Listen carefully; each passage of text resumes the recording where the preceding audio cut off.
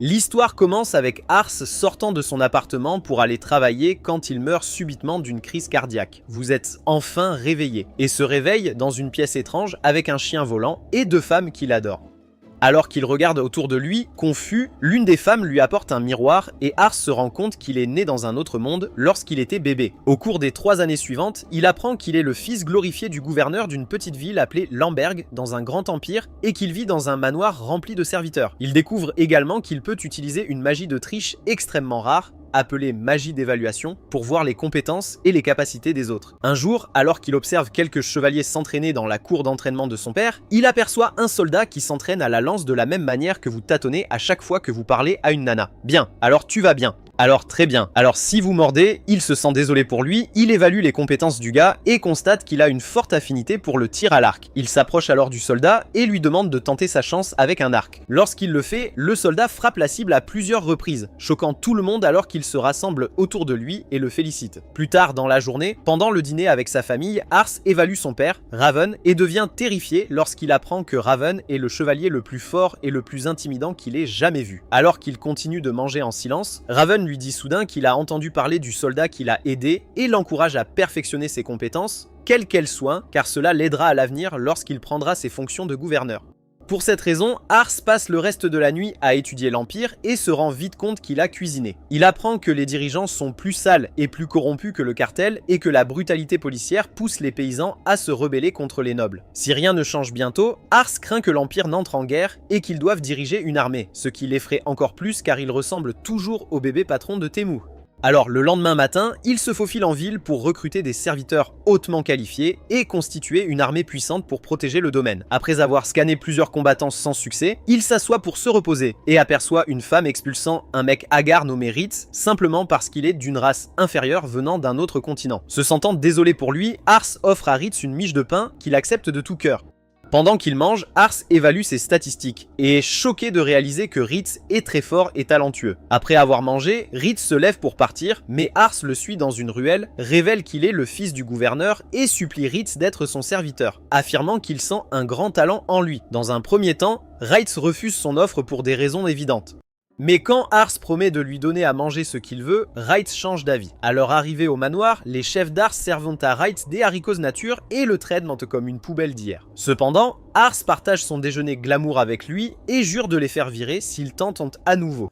Après avoir mangé, il emmène Reed au bureau de Raven et lui demande la permission de faire de lui son serviteur. En raison de la race de Reed, il refuse la demande d'Ars, mais Ars soutient qu'il est certain que Ritz a des talents donnés par Dieu et exhorte Raven à tester ses compétences pour voir par lui-même. À cela, Raven se souvient que l'instinct d'Ars est généralement juste, alors il décide de combattre Ritz dans un duel simulé avec un handicap, promettant d'employer Ritz s'il gagne. Peu de temps après, Raven emmène Ritz et Ars dans la cour d'entraînement à l'extérieur, installe un sablier pour chronométrer le duel et se prépare pour la bataille simulée. En s'armant d'épées en bois, Raven dit à Ritz qu'il gagne la partie s'il peut lui porter un coup avant la fin du temps imparti et se jette sur lui. Après avoir esquivé la première attaque, Ritz a une peur bleue, sachant que s'il est à nouveau touché, c'est fini pour lui. Alors que le duel continue, Horus devient de plus en plus inquiet pour Ritz alors qu'il lutte pour suivre les attaques de Raven. À ce moment-là, il aperçoit certains soldats à proximité qui regardent le match, choqués que Ritz suive réellement les attaques de Raven. À ce moment-là, Raven porte un coup sur Ritz, le poussant au sol. Tout en reprenant son souffle, Ritz envisage d'abandonner. Mais quand il se souvient à quel point Ars croit en lui, il se relève et se jette sur Raven. Lorsque Raven tente de contrer, Ritz l'esquive, puis saute haut dans les airs et lance une attaque aérienne sur lui, que Raven bloque finalement. Immédiatement après, Raven concède sa défaite, choquant les autres car ils l'ont vu bloquer l'attaque. Cependant, pour expliquer ce qui s'est passé, il révèle que l'attaque de Reed lui a effleuré les cheveux, laissant les soldats impressionnés par le talent de Reed. Finalement, Raven engage Reed. Quand Ars le remercie d'avoir tenu sa promesse, Raven loue son discernement et promet qu'il deviendra un jour un grand gouverneur. Dans les mois qui suivent, Reed devient rapidement le favori de tous, aidant souvent les autres soldats dans la cour d'entraînement, se renseignant sur l'histoire et d'autres sujets importants, ce qui l'aide à devenir l'une des personnes les plus compétentes de la maison et même à élever les servantes dans le cadre d'une quête secondaire. Un jour, il fait la leçon au petit Ars sur l'histoire de leur empire et sur l'état chaotique des choses en ce moment.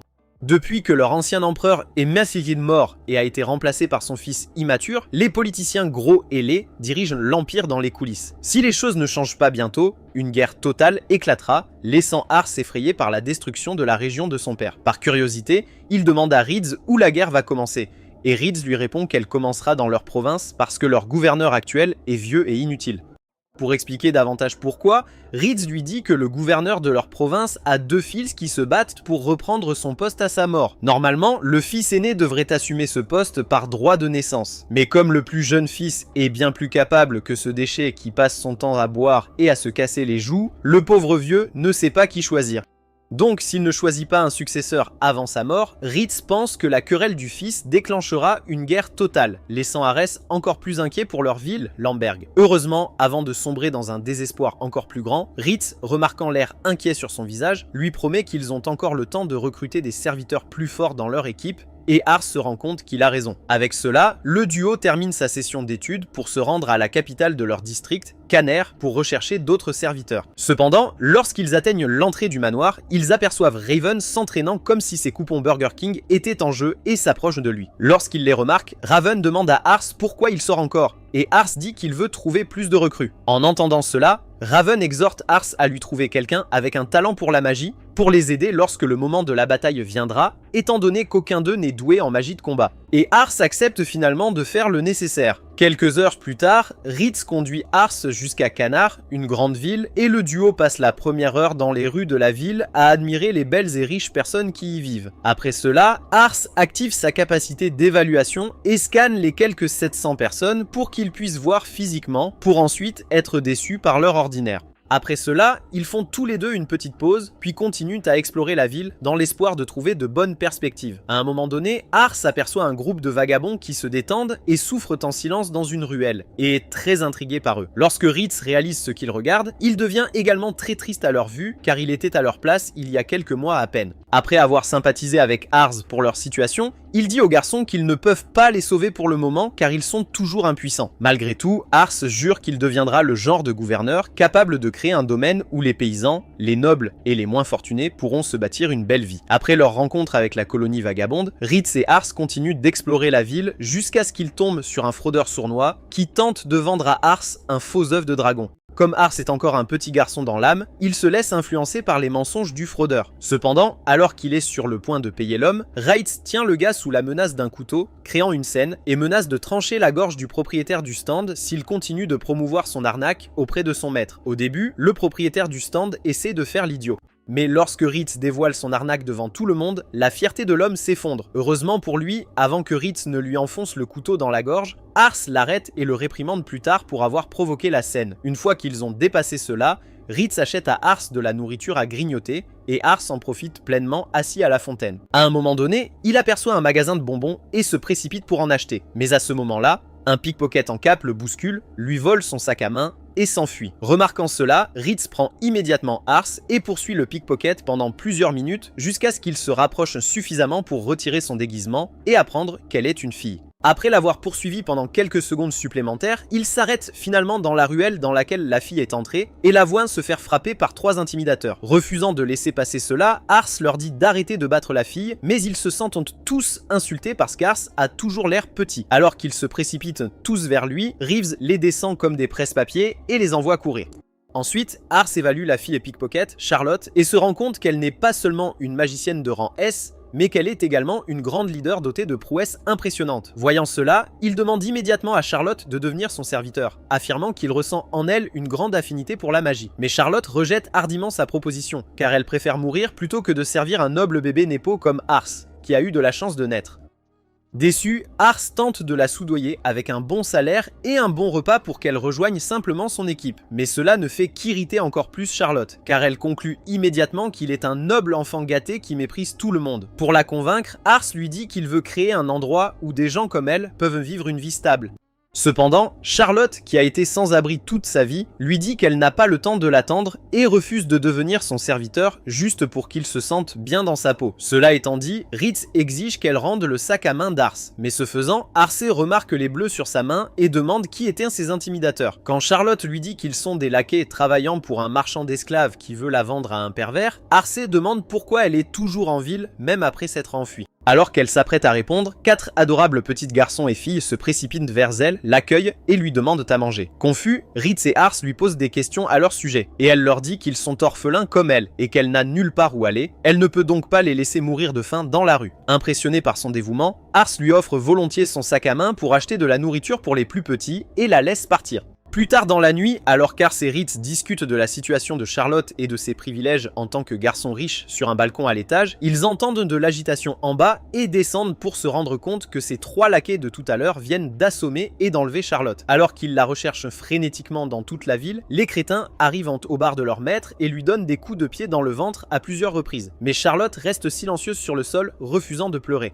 À ce moment-là, le maître d'esclaves, Albert, qui se trouvait assis à proximité, les gronde pour l'avoir battu et avoir réduit sa valeur marchande. Cependant, pendant qu'ils écoutent, l'un d'eux aperçoit le sac à main d'Ars tomber de Charlotte et le ramasse immédiatement comme le sien. En une fraction de seconde, Charlotte attrape le sac à main, se rappelant à quoi il sert, et essaie de s'enfuir. Mais les crétins la rattrapent, la jettent au sol, la retiennent et la insultent. Peu de temps après, le crétin qui gardait le bar s'évanouit soudainement, et Wright, qui entre juste après, élimine quelques-uns des crétins qui l'attaquent. Une fois la voie dégagée, Ars se précipite dans le bar et vérifie Charlotte.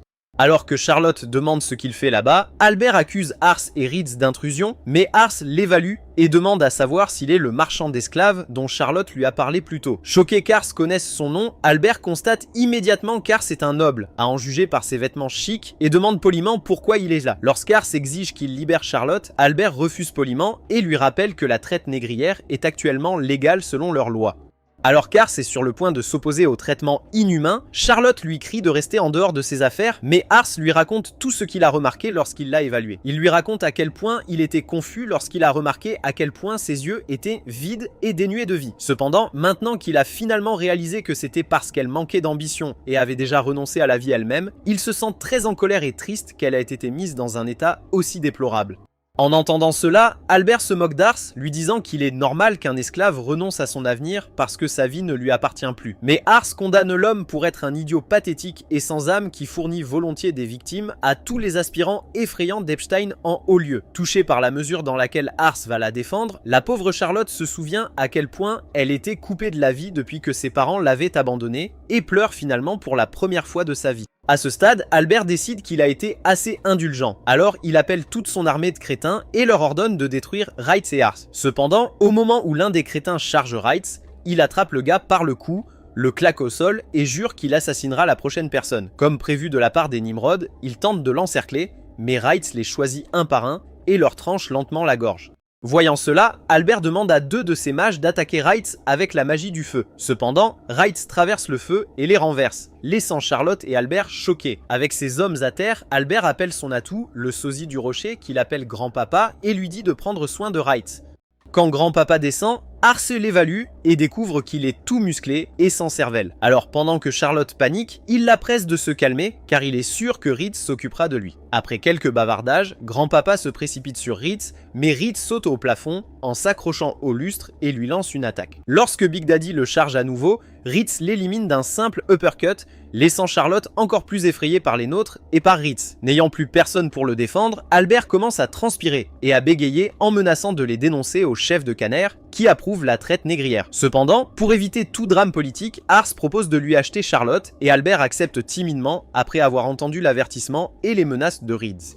Une fois cela réglé, Ars et Ritz sortent Charlotte de cet endroit puant. Une fois dehors, elle les emmène sur une falaise surplombant toute la ville et leur dit que c'est son endroit secret préféré où venir se rafraîchir quand la vie devient trop dure pour elle. En entendant cela, Arcé lui demande pourquoi elle partage une chose si précieuse avec lui. Avant de répondre, elle lui demande pourquoi il veut construire une ville suffisamment bonne pour que des vagabonds comme eux puissent vivre une bonne vie, et Arcé lui répond que c'est parce qu'il aime les petits garçons et les petites filles. Que veux-tu dire par là? Confuse, Charlotte le regarde comme si elle venait de trouver le disciple de Didi dans la nature. Mais Ars réalisant à quel point cela semblait effrayant, change rapidement de réponse et lui dit que c'est principalement parce qu'il veut préserver l'espoir que chaque petit a quand il sourit. Satisfaite de sa réponse, Charlotte décide finalement de devenir son serviteur et dit à Ars, qui lui pose des questions sur les garçons et les filles dont elle s'occupe, qu'ils sont la raison pour laquelle elle choisit de croire en son rêve. À peu près au même moment, Reitz sort un objet de mesure magique qu'il a emprunté plus tôt à leur copain crétin, le donne à Charlotte et lui dit d'essayer de lui insuffler de la magie afin qu'il puisse voir par lui-même si elle a vraiment le talent qu'Ars prétend avoir. Comme c'est la première fois qu'elle utilise la magie, Charlotte ne sait pas comment utiliser l'appareil, alors Reitz lui apprend. Une fois qu'elle a compris, Charlotte porte le pendentif, récite une incantation pour un sort de feu et libère une boule de feu si grosse et si puissante qu'elle brise l'appareil magique et laisse Reitz, Ars et la ville entière dans un état de choc extrême. Après cette démonstration, Ars s'en prend presque à sa joie, mais Reitz reste là comme un bon petit garçon, se rappelant constamment de ne jamais l'énerver. Peu de temps après, Charlotte demande à Ars d'utiliser son salaire mensuel pour nourrir les orphelins dont elle s'occupe dans la rue, affirmant qu'elle ira bien tant qu'elle aura de la nourriture et un toit au-dessus de sa tête, et Ars jure de le faire. Une fois cela réglé, Ars les exhorte rapidement à rentrer chez eux car ils n'ont plus d'argent, mais Charlotte a immédiatement des remords et s'excuse d'avoir volé son argent plus tôt. Après lui avoir dit de ne pas s'inquiéter, Ars et Reitz la ramènent dans la ruelle où elle fait ses adieux aux petits dont elle s'occupait. Alors qu'elle leur fait ses adieux, Ars se rend soudain compte que Reitz et Charlotte sont extrêmement talentueux. En même temps, il n'est qu'une personne ordinaire et commence à douter de sa capacité à les diriger. Cependant, après les avoir regardés une fois de plus, il rassemble le courage de faire ce qui doit être fait et part pour le manoir. 3 ans plus tard, Raven et sa petite armée rentrent chez eux après avoir réglé un conflit foncier dans une province voisine. Alors qu'Ars les accueille à nouveau, il remarque leur bonne humeur et suppose qu'ils sont toujours de bonne humeur malgré les récents combats. C'est dans cet esprit qu'il s'approche de son père parmi les soldats et lui demande comment s'est déroulée la bataille. En réponse, Raven lui dit que tout s'est plutôt bien passé. Merci à Charlotte, qui est non seulement devenue la tête de leur corps de mage, mais a déjà développé d'énormes cruches à lait et un camion à benne basculant à la vanille et à la graisse molle pour correspondre à son beau visage. Ars est heureux de la voir, surtout après avoir appris à quel point elle était puissante et redoutable sur le champ de bataille. Alors qu'il apprécie ses compétences, sa mère apparaît soudainement au coin de la rue avec ses frères et sœurs jumeaux nouveau-nés. Tandis que Raven s'approche pour saluer sa femme, Rhys s'approche d'Ars et lui dit qu'il a entendu parler de 2 frères chasseurs expérimentés vivant dans les bois qui pourraient être de bons espoirs pour leur armée. Sans perdre de temps, Ars, Reitz et Charlotte montent sur un seul cheval et entament un long voyage fatigant jusqu'à la cabane où vivent les frères chasseurs. En chemin, tandis que Charlotte étouffe le visage de Lucky Har avec ses melons Jiggly, Reitz s'irrite par son poids et se dispute avec elle. Peu de temps après, ils aperçoivent un petit animal appelé Truie frappé par une flèche et s'émerveillent en devant le tir impressionnant qu'il a abattu. Pendant qu'ils y sont, 2 mecs, Marcus et Gatos, sortent des buissons, chacun portant un arc et se félicitent pour leur prise. Lorsqu'ils remarquent Ars et les autres à proximité, ils se précipitent pour les surveiller, mais Ars les évalue et se rend vite compte qu'il s'agit des frères chasseurs dont Reitz lui a parlé. Sans hésiter, il les suit jusqu'à leur cabane forestière où leur père, Greg, leur prépare un festin. Quelques instants plus tard, alors qu'ils creusent, Greg demande à Ars pourquoi il est là, et Ars leur dit qu'il veut embaucher Marcus et Gatos comme soldats dans l'infanterie de son père, affirmant qu'il sentait chez eux un talent incroyable. En entendant cela, Greg et ses 2 fils se réjouissent immédiatement, réalisant que leur grande rupture est enfin arrivée. Dans tout le brouhaha, Greg évoque son 3e fils, Rosel, qui est beaucoup plus jeune, et dit à Ars que le petit coquin est un fauteur de troubles. À peu près au même moment, Rosel se faufile hors de sa chambre pour voler de la nourriture, mais Greg le repère et le rappelle pour dire bonjour à Ars. Tandis que Rosel essaie timidement de saluer Ars, Ars l'évalue et s'étouffe presque avec son verre lorsqu'il réalise à quel point le petit bonhomme est vraiment un génie. Sans perdre de temps, il demande immédiatement à Greg de le laisser embaucher Rosel comme serviteur également, mais, choqué, Greg essaie de le décourager, affirmant qu'il ne fera que causer des ennuis. Ars s'approche de Rosel et lui demande s'il aimerait travailler pour lui. Malheureusement, Rosel n'est qu'une petite mauviette qui a peur de se battre et de mourir, alors il fait une crise et retourne dans sa chambre. Embarrassé, Greg s'excuse pour son comportement, affirmant qu'il est comme ça à cause de la mort de sa mère, puis conseille à Ars de l'oublier. Cependant, Ars lui assure que Rosel est assez intelligente pour être une grande stratège à l'avenir, puis entre dans la chambre de Rosel pour lui parler. Après avoir surpris le pauvre gars, Ars remarque un livre dans sa main et entame une conversation à ce sujet. En réalisant à quel point le petit gars est un rat de bibliothèque, Ars l'invite à consulter les nombreux livres de la bibliothèque de leur manoir et Rosel accepte de partir à condition que ses frères l'accompagnent.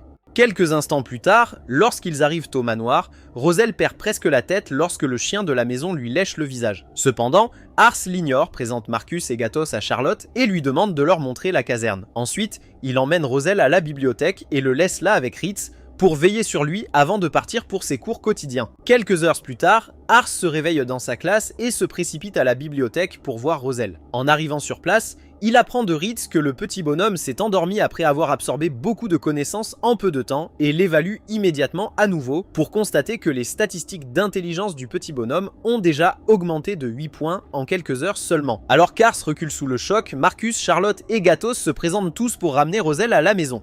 Cependant, lorsque les frères chasseurs remarquent tous les livres éparpillés sur le sol autour de Roselle, ils mentionnent qu'il ne sait pas lire, ce qui pique immédiatement l'intérêt d'Ars. Lorsque Roselle se réveille, Ars lui demande comment il a appris à lire, et Roselle dit qu'il se souvient que sa mère lui lisait quand il était plus jeune, qu'il avait fait correspondre les mouvements de ses lèvres aux mots et qu'il avait finalement appris à lire. Confus, Marcus demande comment il s'en est souvenu quand il n'avait que 3 ans, et Roselle lui dit qu'il se souvient en fait de la plupart de ce qui s'est passé depuis sa naissance, ce qui les choque tous encore plus. Plus tard dans la nuit, Ars s'inquiète beaucoup de savoir comment convaincre Greg de faire confiance à l'intelligence de Roselle, et Reed suggère qu'il trouve une façon plus intelligente de chasser. Dans cet esprit, Ars approche Roselle et ses frères le lendemain et les convainc de laisser Roselle créer des pièges plus intelligents pour les faceaux afin qu'ils soient plus faciles à attraper. Quelques heures plus tard, après avoir terminé le piège, Ars, Roselle et les deux frères amènent leur père pour l'inspecter. Lorsque Greg trouve plusieurs truies prises à l'intérieur, il recule sous le choc et écoute Roselle expliquer comment il a conçu le piège avec une planification minutieuse et une chasse durable à l'esprit, tout cela pour faciliter le travail de Greg une fois que Marcus et Gatos seront finalement partis. Peu de temps après avoir tout expliqué, Roselle s'arrête pour entendre les réflexions de son père sur toute l'idée. Mais malheureusement, plutôt que de le complimenter, Greg dit froidement à Ars d'emmener Roselle avec lui lorsqu'il partira le lendemain et s'en va.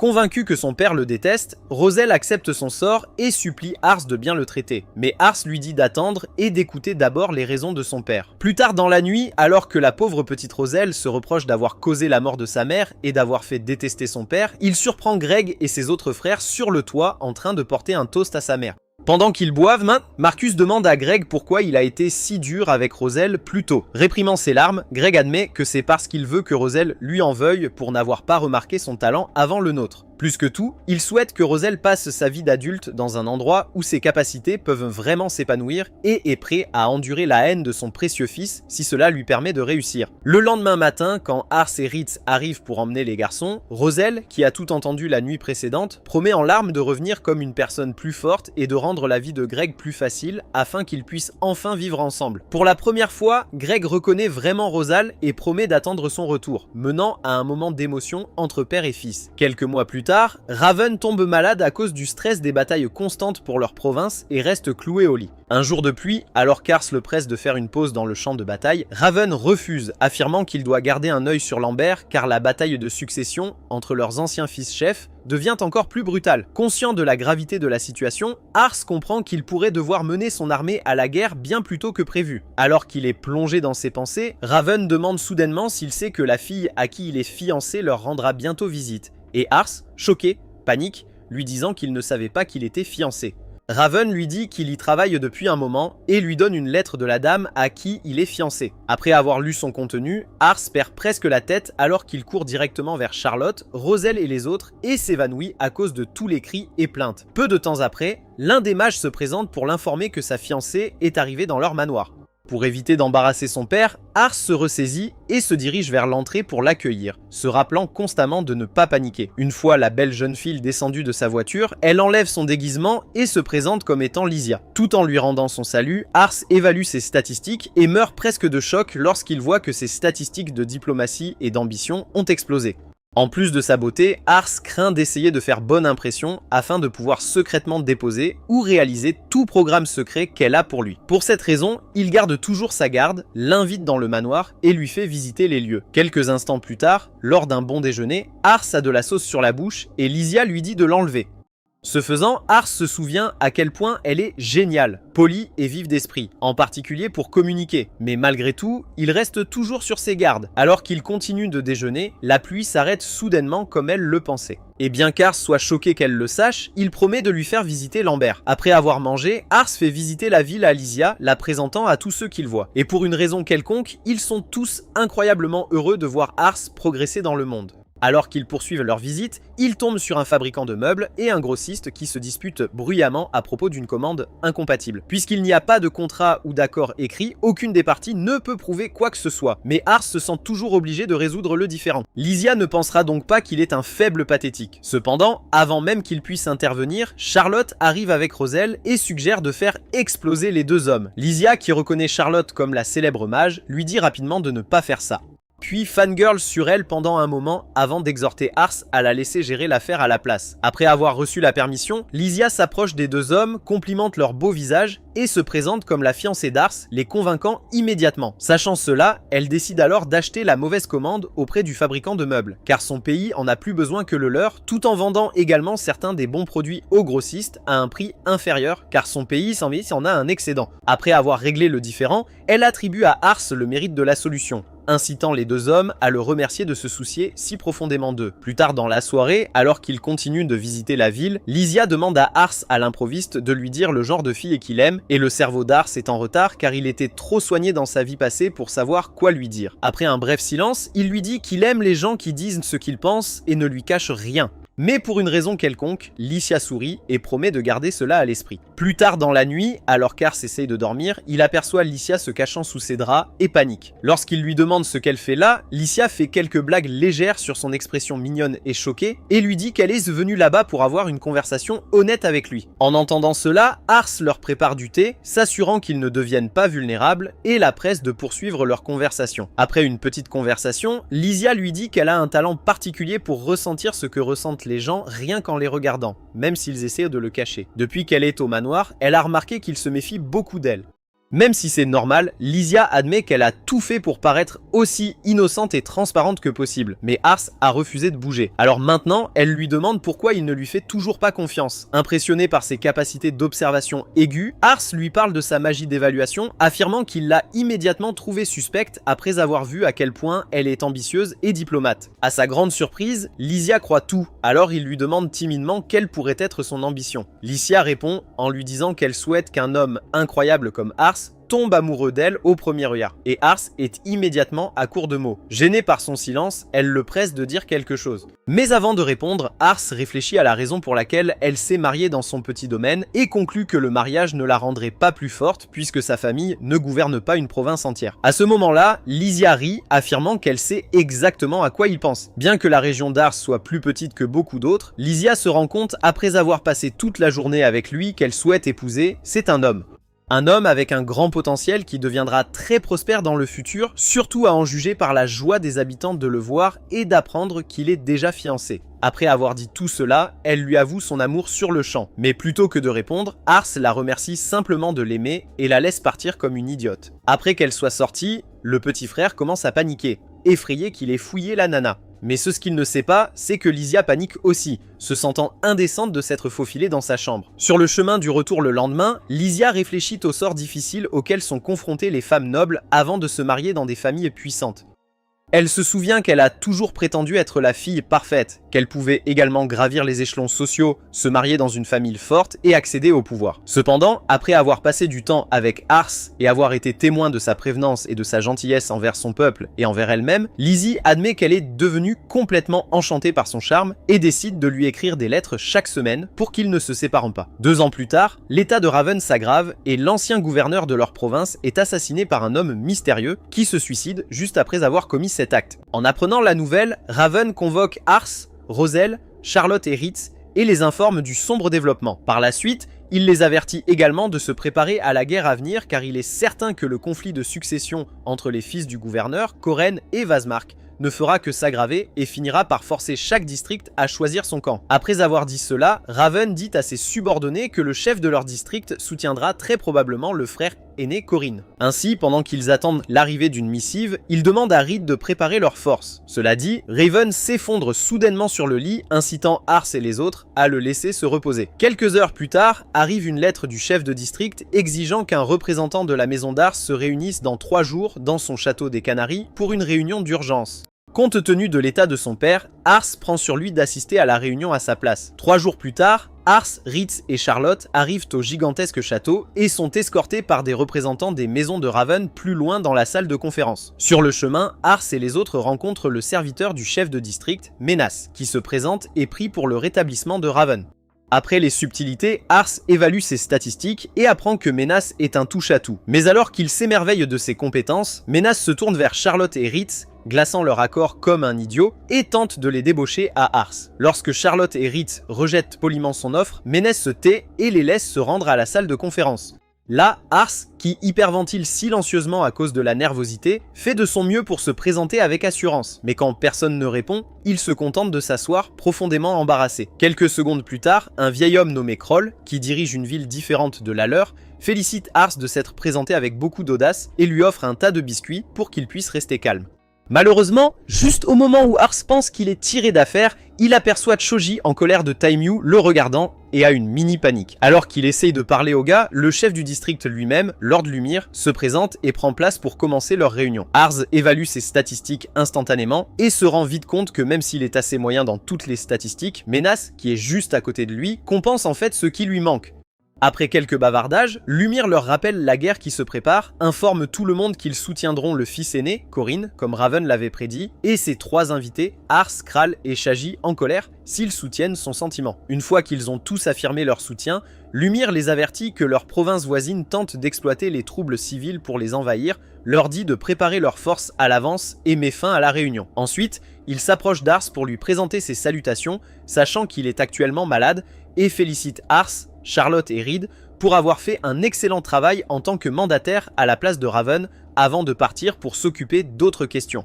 Peu de temps après, Choji en colère apparaît, toujours énervé contre Ars, et se présente comme Hammond, qu'Ars reconnaît immédiatement comme le père de Lysia. Effrayé pour sa vie, il demande au gros homme ce qui se passe, et Hammond lui dit immédiatement que Lysia a été bouleversée ces derniers temps parce qu'Ars n'a pas répondu à ses lettres. En entendant cela, Ars se souvient avoir essayé d'écrire une réponse à la récente lettre de Lysia, mais avoir été incapable de la terminer en raison de la tourmente politique.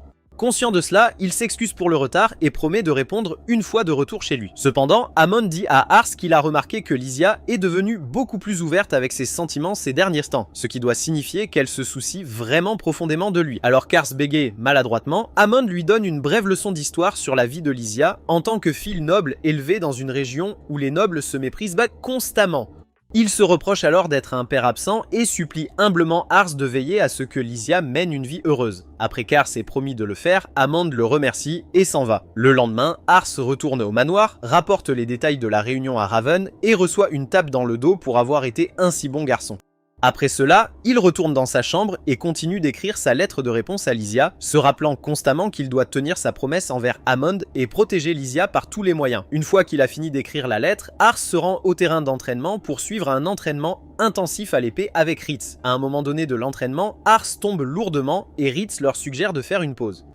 Cependant, Ars refuse, affirmant qu'il a encore besoin de développer sa colonne vertébrale pour supporter les dures conditions du champ de bataille et l'exhorte à poursuivre son entraînement. Malheureusement, avant même qu'ils puissent continuer leur entraînement, Roselle court à Ars avec un message de lumière, les informant que leur province ennemie voisine envoie des forces sur le domaine de Kroll. En entendant cela, Reitz conseille à Ars de soutenir l'armée de Kroll, car si elle tombe, Lamberg sera ensuite attaqué.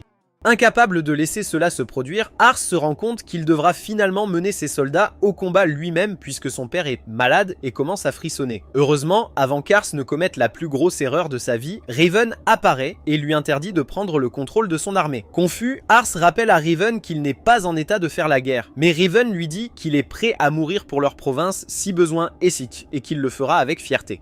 Alors qu'Ars essaie encore de le convaincre de le laisser aller au combat, affirmant que Charlotte et Reeds le protégeront, Raven lui dit qu'il ne peut pas encore y aller car il n'a pas le visage d'un guerrier. Alors qu'Ars le regarde avec confusion, Raven ordonne à l'un de ses soldats d'amener un prisonnier, un voleur, agresseur et meurtrier notoire. Il dit à Ars qu'ils vont exécuter l'homme sur place et promet de le reconnaître comme un homme s'il peut le voir mourir sans broncher.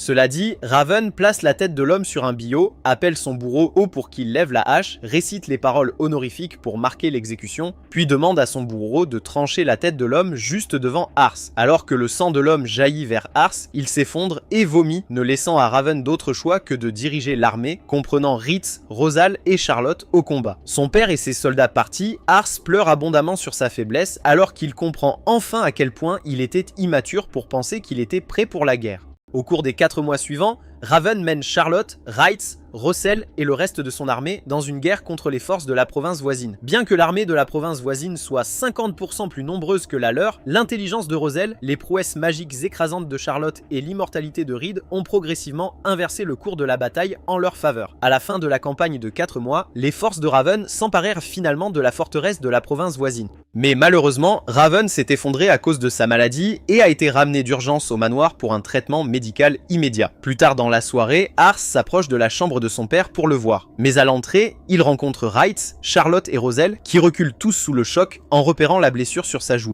En leur assurant que c'est juste à cause d'un peu d'entraînement, Arcé s'enquiert de l'état de son père, mais Wrights lui dit que son état s'aggrave et qu'il craigne que le pire n'arrive. En entendant cela, Arcé se reproche immédiatement d'avoir permis à Raven d'entrer dans la bataille, mais lorsque Reeds et les autres lui assurent que ce n'est pas de sa faute, il les remercie pour leur sollicitude et part poursuivre son pénible entraînement. Peu de temps après, Lysia arrive au manoir l'air profondément inquiète et dit à Reeds et aux autres qu'elle est arrivée si tard parce qu'elle craint qu'Ars soit soumis à un stress et une pression immense, à en juger par la façon dont il a écrit ses lettres ces derniers temps. Comprenant son sort, Reeds lui raconte tout ce qu'Ars traverse, ainsi que la culpabilité qu'il ressent d'être trop faible et de permettre à son père malade de partir en guerre. Après avoir tout entendu, Lysia se condamne pour être une terrible petite amie et exhorte Reeds à l'emmener à Ars à cet instant. Quelques instants plus tard, lorsqu'elle arrive au terrain d'entraînement, elle aperçoit Ars s'entraînant à l'épée comme un fou et décide que ce n'est pas le moment de lui parler. Alors elle le quitte. À ce moment-là, une femme de chambre se précipite vers eux pour leur dire que Raven a repris connaissance, puis ajoute qu'il veut voir Roswell, Reeds et Charlotte en même temps. Sans hésitation, ils se rendent tous dans sa chambre et rendent hommage au chef de la maison. Suite aux formalités, Raven leur dit qu'il va bientôt mourir, affirmant que son corps s'abandonne lentement, puis commence son discours en énumérant d'abord les choses étranges à propos d'eux trois. Après cela, il les félicite d'être devenus des piliers, soutenant leur domaine, les remercie pour tout ce qu'ils ont fait et leur demande humblement, les yeux remplis de larmes, de soutenir les petits R une fois qu'il sera parti, car il n'a pas réussi à le faire correctement en tant que père. Touchés par la demande de Raven, Roswell, Charlotte et Reeds se souviennent chacun de la façon dont Ars a changé leur vie pour le mieux et jurent du fond du cœur qu'ils protégeront Ars dans l'avenir qu'il essaye d'atteindre jusqu'à leur dernier souffle. Puis, d'un seul mouvement, le trio incline la tête devant leur seigneur, le remerciant de les avoir accueillis même s'il n'y était pas obligé, et lui fait ses derniers adieux. Une fois cela réglé, Reeds invite Lysia dans la pièce pour parler avec Raven pendant que lui et les autres quittent la pièce pour eux.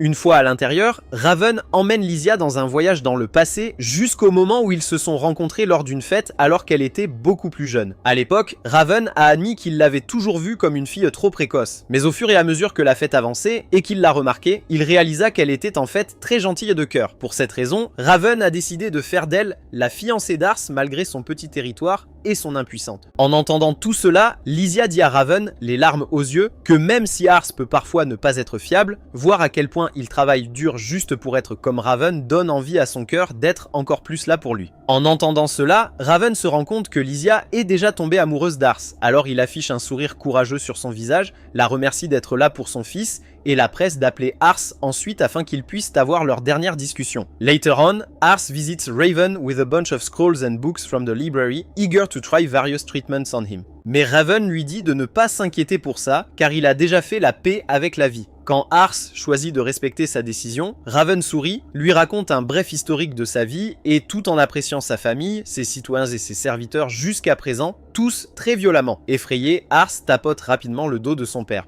Mais une fois que Raven arrête de tousser, il exhorte Ars à ne jamais se sentir le moins du monde responsable de sa mort, car c'est la façon dont il a choisi de vivre sa vie. Alors qu'Ars reste silencieux, Raven lui tient doucement la main et lui fait promettre de prendre soin de tout le monde quand il sera parti. Suite à cela, il reconnaît enfin Ars comme un vrai homme maintenant et passe le reste de la nuit à lui parler des filles ainsi que de plusieurs autres choses dont ils n'ont jamais vraiment eu le temps de parler. Au lever du soleil, Raven donne un coup de pied dans le seau, faisant automatiquement d'Ars le nouveau gouverneur de Lamberg. À la tombée de la nuit, Ars rassemble ses serviteurs, ainsi que tous les citoyens de son nouveau domaine, au manoir pour assister à la crémation de son père. Alors qu'il regarde tous les restes de Raven brûler dans le feu, Ars s'avance, retenant ses larmes, et félicite hardiment son père pour être un homme bon qui a créé et s'est battu pour assurer la survie de leur ville contre toute attente. Maintenant qu'il est parti, Ars leur dit qu'il a pris le commandement à sa place, jure de faire tout ce qui est en son pouvoir, bien qu'étant un faible, pour les protéger, et leur demande humblement de l'aider à construire un meilleur Lamberg. Après un bref silence, la foule entière éclate de joie et de soutien à leur nouveau gouverneur, Ars, tandis que Charlotte, Roselle et Lysieb se souviennent tous des souvenirs chaleureux qu'ils ont partagés avec Raven lorsqu'il était encore en vie et jurent de consacrer toute leur vie à servir Ars. Peu de temps après, Ars relève la tête, fait ses derniers adieux à son père et se proclame officiellement nouveau chef de famille. 3 mois plus tard, Ars visite la tombe de Raven avec Ritz, Charlotte et Roselle pour lui rendre un dernier hommage avant de se rendre à Canard pour une autre réunion. À leur arrivée, Lumière, Hammond et Kroll honorent le décès de Raven avec une prière. Ensuite, ils reconnaissent Ars comme le nouveau gouverneur de Lamberg et passent à la réunion avec Ménas qui s'occupe du briefing. En résumé, ils sont toujours du côté de leur frère aîné, Corin, dans la guerre. Cependant, ils ont récemment rencontré un problème pour convaincre une petite ville nommée Pyréna, avec une force militaire inférieure à la moyenne, de permettre à leur ligne de ravitaillement de passer par son domaine, ce qui rendrait beaucoup plus facile la capture du premier bastion majeur du jeune frère. Puisqu'il n'y a pas ou peu de temps à perdre à négocier, Lumière propose qu'ils fassent marcher leur force vers Pyréna et la subjuguer pour résoudre le problème. En entendant cela, Ars prend la parole et exhorte Lumière à le laisser essayer de convaincre Pyréna de les laisser passer sans effusion de sang. Lorsque Lumière demande comment il envisage de faire cela, Ars se souvient du moment où lui, Ritz, Roselle et Charlotte ont discuté de la question il y a quelques nuits et ont découvert à quel point il était étrange qu'une petite ville avec une armée aussi fragile soit si provocante contre un district beaucoup plus fort qu'eux. Au contraire, Roselle, l'aspirante Albert Einstein, sentait quelque chose de louche. Alors pour enquêter, Ritz a décidé de contacter un groupe de mercenaires experts en collecte d'informations et en espionnage appelé Shadow, pour les aider à enquêter dans les coulisses. En entendant l'explication d'Ars,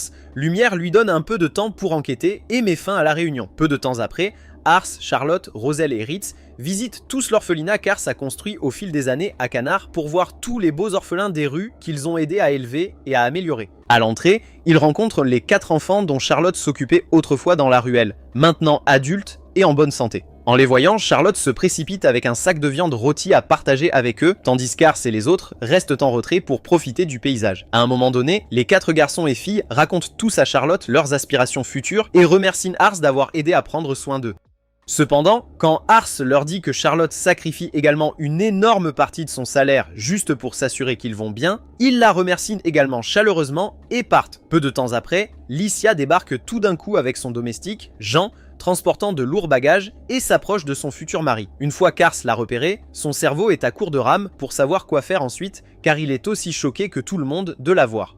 Alors qu'il s'efforce d'engager la conversation, l'un des petits y tâche soudain sa robe avec ses mains boueuses. Mais pendant qu'Ars panique, Lizzie enlève ses bottes et joue avec le petit bonhomme. Plus tard dans la nuit, alors que Charlotte et les autres dorment profondément à l'orphelinat, Ars informe Lizzie de tout leur projet de contacter le groupe fantôme et de leur proposer un emploi avec Roselle juste à côté d'eux. En entendant cela, Lysia demande à Ars de l'emmener lors de sa visite à la cachette du groupe fantôme le lendemain, mais Ars refuse de la laisser partir car elle ne vient que pour lui rendre visite. À ce moment-là, Lysia lui dit qu'elle est venue avec ses bagages, avec l'intention de partager la même chambre avec lui pendant un moment, et Ars panique tellement que Charlotte se réveille pensant qu'ils étaient attaqués. Peu de temps après, elle découvre le projet de Lysia de dormir aux côtés d'Ars dans le même lit et commence à se battre pour Ars. Je vais rencontrer le brouhaha. Reed se présente pour le tenir au courant de leur situation d'ombre, mais après avoir vu l'état de la pièce, il met fin à la nuit. Le lendemain matin, Reed leur dit qu'il a reçu un message de la bande de mercenaires de l'ombre, alors ils s'habillent immédiatement après le petit déjeuner, disent au revoir aux petits de l'orphelinat et partent pour la cachette de l'ombre, un bar à la périphérie de la ville. Là, un grand homme musclé tente de les éloigner du bar. Cependant, lorsque Rich récite le code secret du groupe fantôme, l'homme les conduit au fond du bar pour s'asseoir en attendant attendant la visite de leur chef. Peu de temps après, un serveur apparaît avec le menu parmi lequel chacun peut choisir son repas.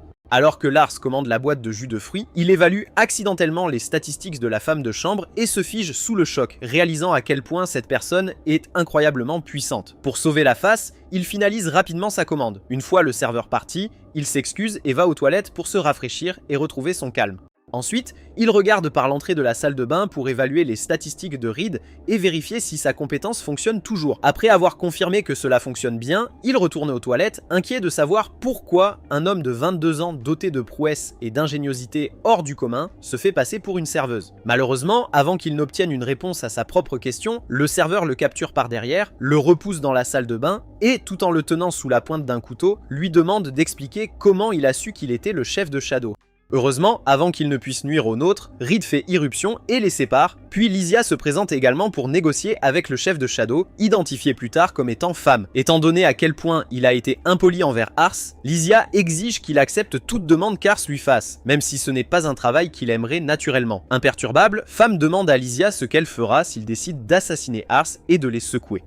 Le sourire aux lèvres, Lysia promet qu'elle aura des roseaux, lui coupera les tripes, et les donnera au chien. Cependant, s'il parvient à échapper à cela, elle jure qu'elle le traquera jusqu'au bout du monde et éradiquera son groupe de mercenaires, comme la sale vermine qu'ils sont. Terrifiée par son attitude calme mais dangereuse, Femme éclate de rire. Puis il s'excuse pour son impolitesse plus tôt et demande à Ars de leur raconter comment il a découvert qu'il était le chef de Shadow malgré le meilleur déguisement. En réponse, Ars lui parle de ses compétences en évaluation. Et bien que Femme refuse d'abord de le croire car une telle magie est extrêmement rare, il décide finalement d'accepter le poste pour éviter d'énerver les deux cinglés qui accompagnent Ars, Ritz et Lysia.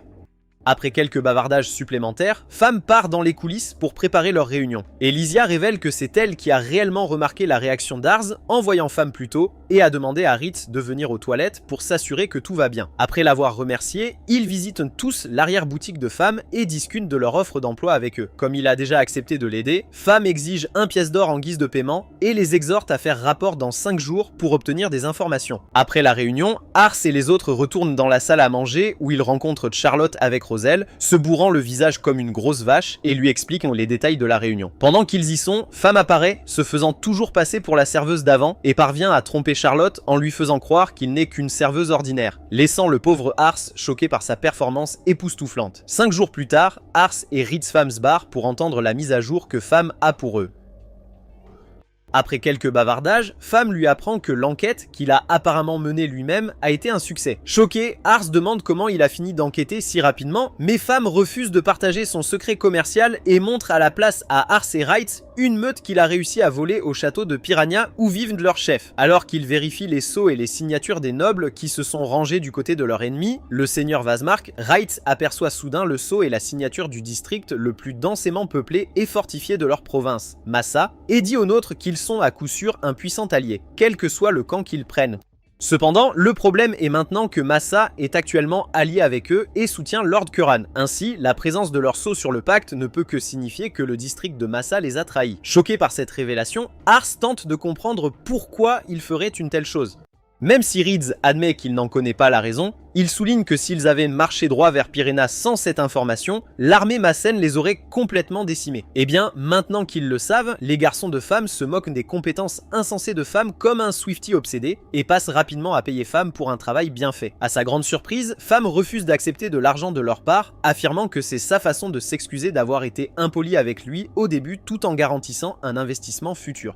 Et Ars finit par accepter ses souhaits. Plus tard dans la nuit, Ars, Roselle et Femme rendent visite à Lumière et Menace dans leur château et leur présentent le pacte comme preuve de la défection de Périna et Massa. En le vérifiant, Menace remarque une anomalie dans le sceau et la signature et appelle Ars, Lumière, Roselle et lit le bureau pour s'expliquer davantage. Là, il leur montre un autre document contenant la véritable signature et le sceau de Massa et les aide tous à comprendre les différences subtiles dans les formes, les tailles et les traits entre eux. Après avoir analysé quelques éléments supplémentaires, Manas conclut que quelqu'un a dû falsifier le sceau et la signature de la meute qu'ils ont apporté avec eux pour tromper Pyréna en lui faisant croire que Massa a trahi Lord Corinne. Bien qu'il soit choqué par l'attention impressionnante portée aux détails par Ménus, Ars demande pourquoi le faussaire a poussé un mensonge qui finirait par être révélé.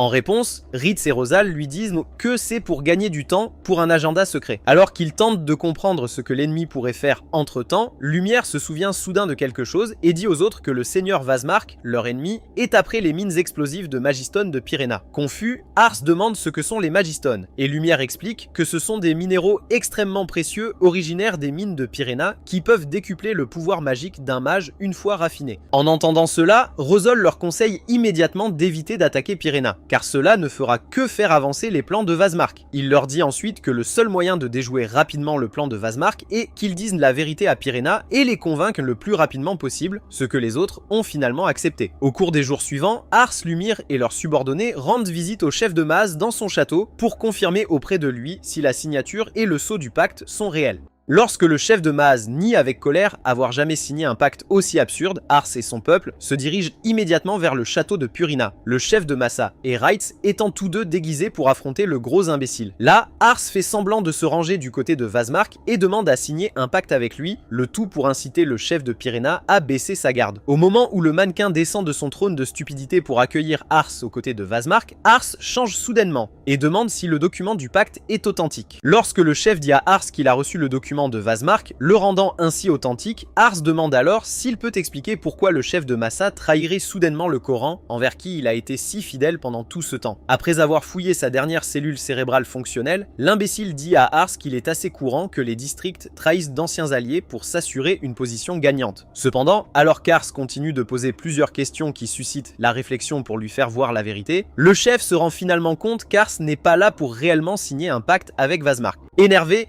il tente d'arrêter Ars, mais Reitz expose son déguisement et combat tous les soldats qui protègent Ars. Cependant, avant que le sang ne soit versé, Ars arrête rapidement les combats, demande au chef de Maz de retirer son déguisement, puis le laisse dire toute la vérité au gros idiot. Ce faisant, le chef de Massa demande au chef de Pyréna s'il continuera à se ranger du côté de Vazmark même après avoir appris la vérité, et le lâche sans âme se couche immédiatement, espérant que Lord Curran les reprendra.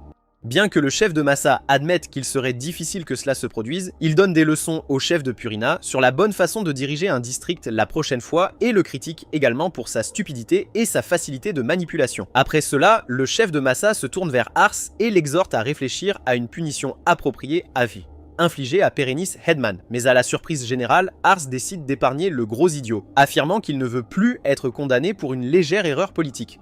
Touché par la pensée mature d'Ars, Perennis Headman jure une loyauté sans fin envers le seigneur Curran, tandis que le chef de Mas remercie Ars d'avoir évité une effusion de sang inutile et résolu les problèmes diplomatiquement, puis s'en va. Quelques jours plus tard, Ars retourne sur la tombe de Raven dans leur manoir pour le tenir au courant de tout ce qui s'est passé jusqu'à présent. Pendant qu'il réfléchit, Ritz et Rosel apparaissent soudainement, incitant Ars à les remercier de l'avoir aidé à traverser les récentes troubles politiques. Ensuite, le trio se promène pendant que Ars raconte à quel point il est désireux de devenir un seigneur fort comme les chefs de Massa et Purina. Peu de temps après, une femme de chambre du manoir se précipite pour les informer que Lumière se rend sur la tombe de Raven. Confus, Ars et les autres s'y précipitent et trouvent Lumière rendant hommage à son cher ami. Une fois qu'il a terminé, Lumière dit à Ars que Lord Coran souhaite le voir. Presque instantanément, Ars commence à paniquer, terrifié à l'idée de rencontrer quelqu'un d'aussi important. Il dit qu'il a besoin de temps pour se préparer mentalement. Mais lorsque Lumière révèle qu'il rencontre Curran immédiatement, le pauvre gars perd presque la tête et tente de s'enfuir. Sentant une opportunité, Ritz et Rosel l'encouragent à y aller. Et n'ayant plus d'autre choix, Ars accepte à contre-cœur. Quelques heures plus tard, Ritz, Rosel et Ars se faufilent hors du manoir, laissant Charlotte derrière elle pour assister à la fête de Lord Corrin dans le quartier de Sampler. En chemin, pendant que Ritz et Rosel vérifient leur plan, ils remarquent qu'Ars panique secrètement à propos de tout et le surveille. Après leur avoir assuré qu'il allait bien, Ars apprend qu'il y aura plusieurs autres nobles présents et devient encore plus nerveux. Bientôt, ils arrivent dans la ville de Sampler où ils admirent le magnifique paysage et s'encouragent mutuellement à faire de leur mieux lors de la fête. Plus tard dans la nuit, Ars et ses subordonnés assistent au banquet au château de Sampler. Malheureusement, pendant leurs premières minutes là-bas, plusieurs nobles regardent Ars, curieux de savoir pourquoi un petit garçon comme lui assiste à un rassemblement si important.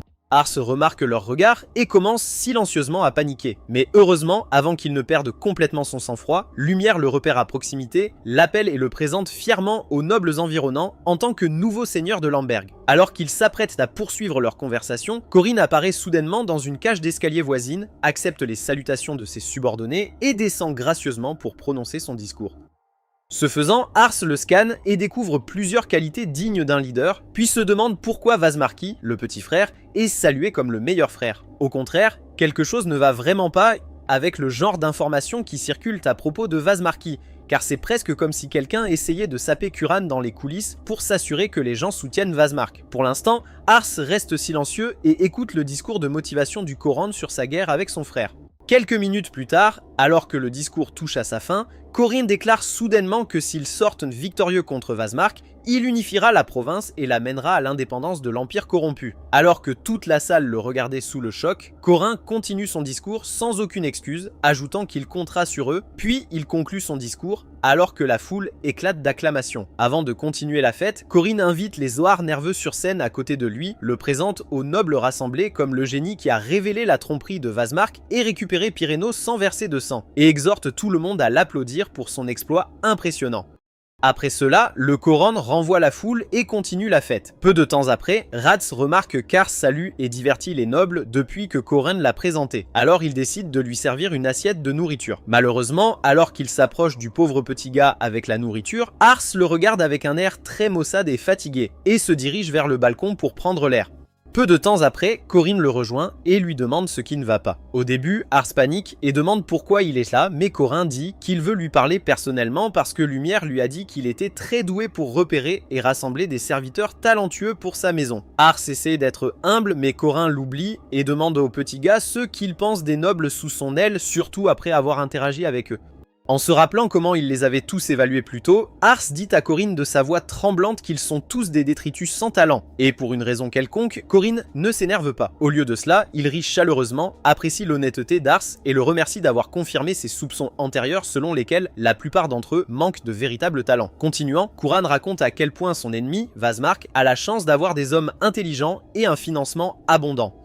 Il remercie ensuite Ars d'être son diamant brut et promet de faire de lui le chef de Canard s'il se comporte bien et l'aide à gagner la guerre à venir. Choqué par l'offre, Ars demande ce qui arriverait à Lumière et Kuran lui assure qu'il le nommera chef d'une plus grande région. Cela dit, Kuran se tourne pour partir. Cependant, avant d'aller loin, il fait demi-tour, dit à Ars de rendre visite à son conseil de guerre avec ses subordonnés et l'exhorte à utiliser sa compétence particulière pour trouver des personnes talentueuses qu'ils peuvent utiliser, laissant Ars motivé. À plusieurs milliers de kilomètres de là, dans le château de Vazmark, deux de ses serviteurs, Thomas et Rémus, l'informent de leur relation avec Pyréna. Bien que quelqu'un du côté de Corin ait réussi à déjouer leur plan sans effusion de sang, Rémus affirme que dans le peu de temps dont ils disposaient, ils ont été capables d'extraire plus qu'assez de magistres explosifs pour alimenter leur armée déjà maîtrisée. Malgré cela, Basmarkis n'est pas impressionné, car il prétend qu'il a besoin d'une chance de gagner à 100% et leur ordonne de rappeler la sœur de Thomas, Myre, de sa retraite afin qu'il puisse l'utiliser. Le lendemain, Ars retourne au manoir et parle à tout le monde, y compris Charlotte, de la demande de Kuran avant de demander à Ritz s'il connaît un bon moyen de rechercher des personnes talentueuses. Après un bref silence, Ritz suggère de demander de l'aide à Fam et Ars reconnaît immédiatement que c'est une excellente idée. Il rend donc visite à Fam pour discuter de l'offre. Après avoir entendu les conditions, Fam tourne délibérément autour du pot juste pour embêter Ars pendant un moment, mais finalement, il accepte de les aider. Ensuite, Ars et Ritz descendent dans la rue pour rejoindre Charlotte et Roselle qui les attendent. Alors qu'ils s'approchent du duo, une mystérieuse femme déguisée en manteau blanc et tenant une chope de bière percute soudain Ars, le poussant au sol. Cependant, plutôt que de faire des histoires, elle aide Ars à reculer, s'excuse d'être un maladroit et s'en va. Quelques minutes plus tard, cette même femme arrive au bar fantôme de Fam, chancelante comme le maître ivre, et demande à Fam, qui prétend être une serveuse, un emploi de serveur. Avant que Fam ne puisse répondre, l'homme musclé du précédent apparaît, appelle la femme ivre-mérée et essaie de la jeter hors de son bar, affirmant qu'elle est une terrible ivrogne qui ne peut pas retenir ses boissons. Cependant, pour une raison quelconque, Fam l'engage quand même et la regarde tâtonner au cours des prochaines heures. Pendant leur pause déjeuner, Fam s'assoit avec elle et lui pose des questions sur son ancien travail. Au début, Myre tourne autour du pot, mais après beaucoup de persuasion, elle finit par dire à Fam qu'elle servait le défunt gouverneur de toute leur province aux côtés de son ennuyeux frère, Thomas. Entendre cela pique l'intérêt de Fam pour elle, donc immédiatement après que Myre ait mis fin à son jappement, Fam lui propose de lui trouver un meilleur emploi et fait savoir à Ars et à sa compagnie qu'elle a trouvé une bonne perspective pour eux. Le lendemain, alors qu'Ars et les autres lisent le message sous le choc, une servante annonce l'arrivée de Fam, ils se rendent donc immédiatement à l'entrée pour l'accueillir. Là, Ars reconnaît Myre, qui est occupée à boire du Jack Daniels dilué, comme la femme qu'il a croisée la veille. Cependant, Mir reste content et demande s'il va l'embaucher. Avant de répondre, Ars évalue ses statistiques, mais ce qu'il y voit le rend super choqué car ses statistiques sont bien plus fortes que toutes les leurs combinées. Sachant cela, il demande à confirmer si elle est vraiment Mir. Une fois que Mir affirme nonchalamment qu'elle est Ritz, qui se souvient d'elle comme de l'ancienne conseillère du défunt gouverneur, prévient Arès de ne pas l'embaucher parce qu'elle est tristement célèbre pour avoir été expulsée du château après la mort du gouverneur et pour avoir un frère dangereux, Thomas, qui sert apparemment de bras droit à Vazmark. En entendant cela, Ars soupçonne que Mir pourrait être un espion pour Thomas et Vazmark. Mais après avoir constaté à quel point cette femme étrange est stupide et insouciante, il doute des accusations de Ritz et l'engage immédiatement contre la volonté de tous. Choqués, Wright et Roselle protestent immédiatement contre sa décision, mais Ars dit qu'il ne peut pas se permettre de laisser un talent incroyable comme elle se perdre et qu'il est plus que disposé à mettre tous ses œufs dans le même panier quand il s'agit d'elle. Après avoir entendu tout ce qu'Ars vient de dire, Roselle et Ritz choisissent finalement de respecter sa décision. Cependant, à peine 2 jours plus tard, Ritz fait irruption dans la chambre d'Ars, respirant comme un homme de 2 minutes qui vient de finir de se craqueler les joues et le suppliant de renvoyer Mir car elle a négligé ses devoirs, dormi et bu toute la journée. Alors qu'Ars s'apprête à répondre à ses plaintes, Roselle fait également irruption à ce moment-là et se plaint qu'il ne supporte plus de laisser Mir lui donner des cours car elle est déterminée à l'envoyer chez son créateur avec ses tâches dangereuses et les exercices qu'elle lui fait faire avec le chien volant. Alors qu'Ars est sur le point de leur expliquer sa solution à leurs problèmes, ils entendent soudain une forte détonation quelque part autour du manoir et se précipitent immédiatement vers l'entrée avec plusieurs autres personnes pensant qu'ils sont attaqués. Cependant, quand ils arrivent, ils aperçoivent Meir et Charlotte en état de mort cérébrale devant un grand cratère dans le jardin, et Ars demande à savoir ce qui s'est passé. Lorsque Meir et la tête aérienne aux cheveux violets lui disent qu'il testait simplement son talent magique, Ars perd son sang-froid et essaie de les amener à s'excuser. Mais malheureusement pour lui, Wright, Roselle, le fantassin et même les servantes en ont tous marre des excès de Mir. Ils essaient même d'exiger qu'elle se redresse au moins, mais Mir justifie sa stupidité et demande à Ars ce qu'il en pense. Alors que tous les yeux sont rivés sur lui, Ars leur dit timidement qu'il veut qu'ils travaillent tous ensemble, promettant de faire quelque chose si les choses deviennent incontrôlables. Et quand Mir entend cela, elle laisse échapper accidentellement qu'elle ne veut pas partir. Curieux, Ars se demande pourquoi, et elle lui dit que c'est parce qu'il est la seule personne qu'il a accueillie en dehors du défunt gouverneur. Cela étant dit, Mir se sent soudainement obligé de prouver sa valeur en tant que serviteur à lui et à tous les autres. Elle propose donc qu'ils organisent une bataille simulée et Ritz accepte immédiatement le défi. Peu de temps après, Lysia se présente pour assister à la bataille simulée, ce qui met Ars un peu mal à l'aise et critique Meir pour être un freeloader et un porc de nourriture sans vergogne. Après des présentations pas très chaleureuses, Ars explique à tout le monde les règles de la bataille simulée. D'une part, la bataille se déroulera entre 2 équipes de 50 chacune dans la forêt de l'Est. Le camp qui inflige des frappes mortelles au plus grand nombre de soldats gagne, mais si un camp parvient à frapper le général de l'autre camp, alors il gagne par défaut. En entendant cela, Charlotte demande si elle est autorisée à utiliser la magie, mais Ars lui interdit d'utiliser la magie du feu et lui donne à la place des flacons d'eau magia à utiliser.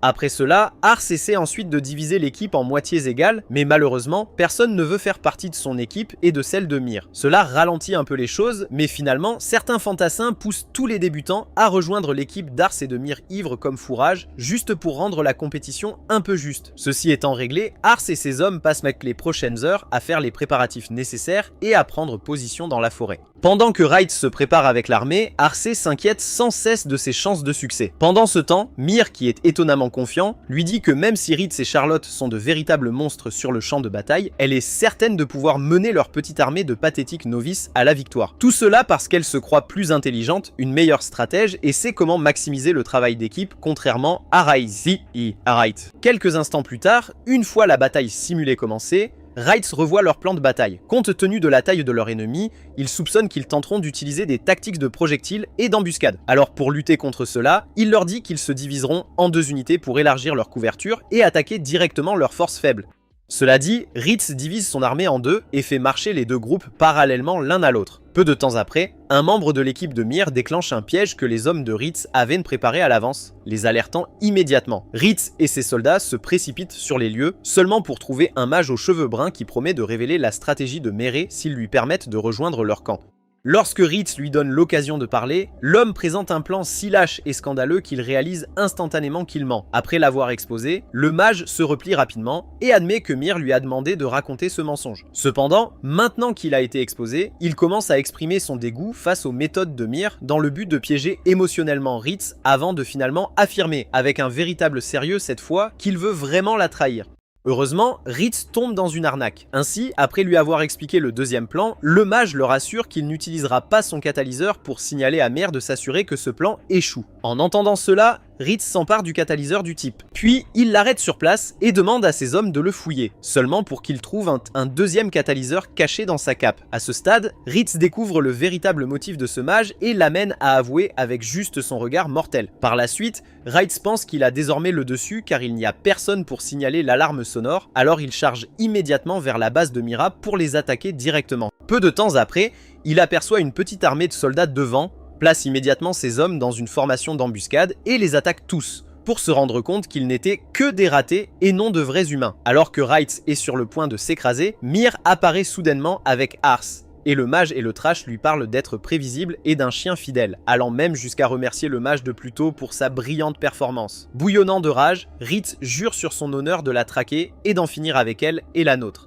Mais pour éviter cela, Mir s'appuie sur le nôtre et court pour sauver sa vie, obligeant Ritz et son armée à les poursuivre. Peu de temps après, Ritz et ses hommes tombent dans les pièges de Mer, mais Ritz s'en sort par pure volonté et détermination et continue de les poursuivre. Peu de temps après, Mer le remarque, lui et le reste de ses hommes, se rapprochant d'eux. Elle dit donc à Ars de laisser tomber plusieurs magistres sonores aigus derrière eux, provoquant une forte détonation explosive qui irrite leurs oreilles et les oblige à s'arrêter. Malheureusement, la détonation ne fait pas grand chose pour arrêter Ritz lui-même, car il retrouve rapidement son calme et continue de les poursuivre avec un air terrifiant sur le visage. Tandis que le tournoi continue, Lysia, qui voit très clairement Mir porter son futur mari, explose de jalousie et encourage Ritz comme un clochard. Pendant ce temps, Roselle et son armée continuent de marcher prudemment, faisant de leur mieux pour garder le plus de distance possible avec Ritz. Lorsque plusieurs nouveaux venus de l'armée d'Ars émergent soudainement des buissons voisins, envoient un signal informant Mir qu'ils ont trouvé Rosal et définent son armée au combat. À en juger par leur petit nombre, Rosal ordonne à ses hommes de les engager rapidement. Cependant, avant même que le combat puisse commencer, plusieurs autres débutants surgissent des buissons environnants, encerclant les forces de Rosel et les attaquant des deux côtés. Quelques minutes après le début de la bagarre, Charlotte se rend compte qu'elle est du côté des perdants. Alors elle attrape Rosel et s'enfuit, mais les hommes de Meir les poursuivent. Alors qu'il se rapproche de Rosel, Charlotte déclenche plusieurs magistres sonores alertant Meir de leur emplacement. L'explosion élimine Charlotte avec quelques soldats, tandis que Rosel continue de fuir pour sauver sa vie, tandis que les soldats restants le poursuivent. À peu près au même moment, Lysia, qui essayait de comprendre la fin de partie de Mir, comprend enfin pourquoi elle oblige délibérément ses hommes à poursuivre Rosel. Outre le fait que Rosel, le général de Reed, a toujours été sa cible initiale, elle le fait en fait courir à l'opposé de leur chemin pour qu'à un moment donné, ils se croisent, puis elle le frappe et gagne la partie.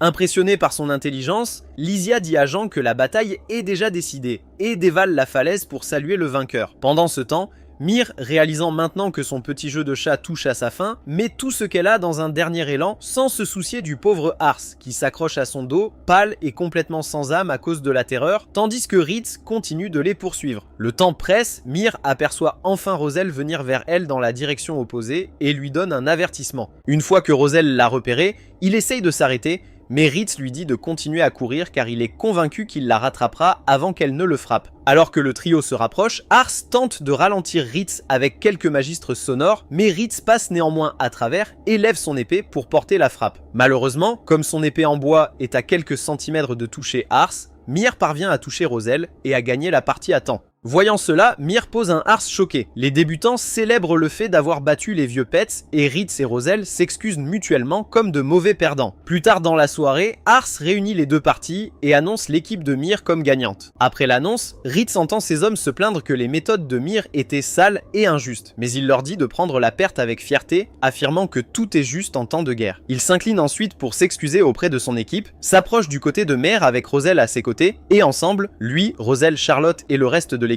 perdante la reconnaissent officiellement comme une égale. En voyant cela, Ars a immédiatement très peur que Mir essaie d'aggraver les choses.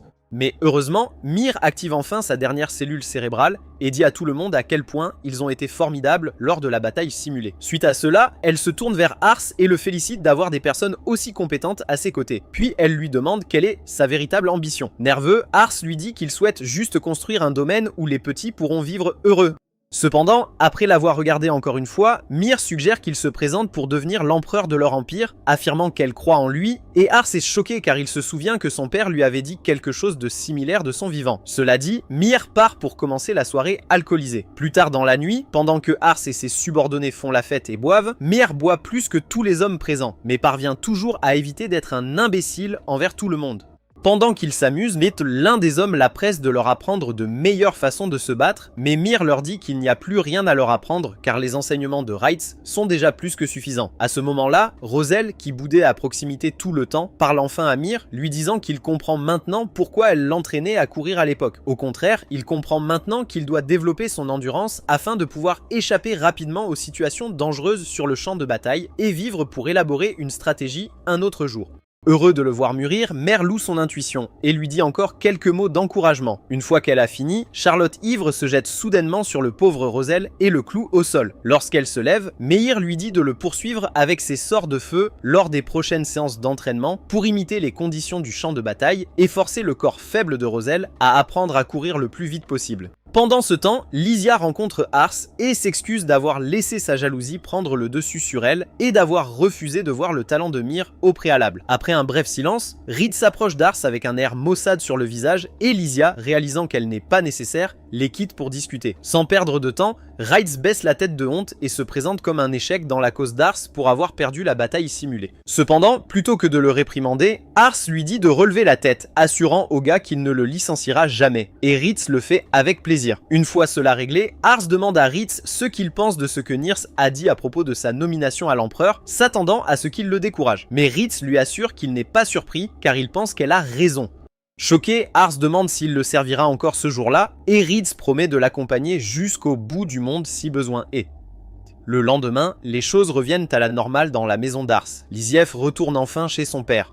Myr continue de dormir. Reitz devient encore plus dur en entraînant les débutants à agir de manière si suffisante après leur victoire, et Charlotte reprend ses fonctions en poursuivant Roselle avec sa magie et sa maman treilleuse. Quelques heures plus tard, Ars reçoit une convocation d'urgence de Corin pour participer à son conseil de guerre. Il décide donc de sélectionner ses fidèles serviteurs, Myr, Roselle, Reitz et Charlotte avec lui cette fois. T'es Charlotte ? Cela nous amène à la fin de la vidéo. Selon vous, que se passera-t-il ensuite pour Ars et ses serviteurs? Pensez-vous qu'Ars a ce qu'il faut pour devenir empereur? Faites-le nous savoir dans les commentaires ci-dessous. Et si vous voulez plus de récapitulatifs d'animés comme ceci, regardez plutôt cette vidéo.